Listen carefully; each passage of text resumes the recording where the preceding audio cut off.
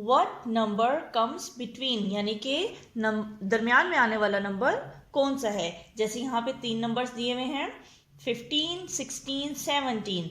तो 15 और 17 के दरमियान कौन सा नंबर है, 16 है। इसी तरह 20, 21, 22, इन 3 नंबर्स में 20 और 22 के दरमियान आने वाला नंबर कौन सा है, 21 है। इसी तरह 10 और 12, 10 और 12 के दरमियान कौन सा नंबर आएगा, 10, 11, फिर 12, 10, 11, 12, तो दरमियान में कौन सा नंबर आया, 11। अब 19, 19 के बाद कौन सा नंबर आता है, 19 के बाद 20 आता है।